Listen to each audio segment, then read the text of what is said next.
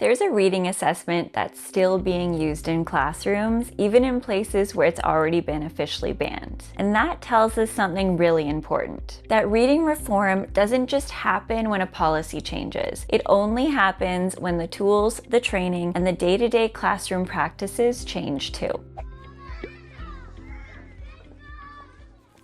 So let's talk about running records. If you've heard terms like reading levels or running records, they usually come from the balanced literacy world. Running records have been a core assessment tool in balanced literacy for years. A running record looks pretty simple. A child reads out loud and the teacher marks all of their mistakes. And then the child is placed in a reading level. But what looks like a simple assessment is actually tied to a much bigger idea about how reading works. And that's where the problem starts. Running records aren't just tracking whether a child reads a word correctly. They're also tracking how the child got there. So did they look at pictures? Did they guess based on context? And did they use the first letter to fill in the rest of the word? And that's where the concern comes in, because strong reading doesn't come from guessing what a word might be. It comes from decoding. A child needs to look at the letters, connect them to sounds, and blend those together, and then read the word accurately. But running records can make it look like a child is reading well, even when they're relying on strategies that don't hold up later. And this is why so many places are starting to move away from them. In New York, for example, Kathy Huckel's Back to Basics plan was designed to bring reading instruction more in line with the science of reading. And part of that shift included removing running records from classroom practice. That's a big deal, because it's not just saying, let's change a lesson, it's saying this tool doesn't match how reading actually develops. But here's where it gets frustrating. Even after running records were removed, they still showed up in teacher training, connected to the new reading reforms. So this policy was pointing teachers in one direction, but the training was still holding on to a piece of the old system. And this is the implementation gap. It's the space between what a system says it's doing and what actually happens in classrooms. Because changing a policy is one thing. Changing the habits, the tools, and the beliefs that teachers have been trained in for years is something much bigger. Here's the deeper issue. Running records aren't just a neutral assessment tool. They're built on a specific belief about reading, that kids use multiple clues like pictures, context, and sentence structure to figure out words. That's the idea behind the 3-cueing system. So when running records stays in place, even inside new training, they quietly pull instruction back towards that older model. For students, this can have a real impact. If a child is praised for using context or pictures to figure out words, they'll keep doing that. It feels like success. But over time, that approach becomes limiting, because as texts get more complex, guessing stops working. And that's often the moment when reading suddenly feels harder, even though nothing obvious has changed. It's not that the child regressed, but that the strategy they were using just stopped working. The big takeaway is this: reading reform is not just about banning a program or changing a policy. It's about making sure the assessments, the training, and classroom routines all match what we know about how children actually learn to read. Because if they don't, the old system doesn't really disappear. It just shows up in a new form. And that's why change in reading instruction can feel so slow. If you want to understand what actually builds strong readers from the start, I'll link my video on how to teach letter sounds and the essential reading skills your child needs next. I'll see you there.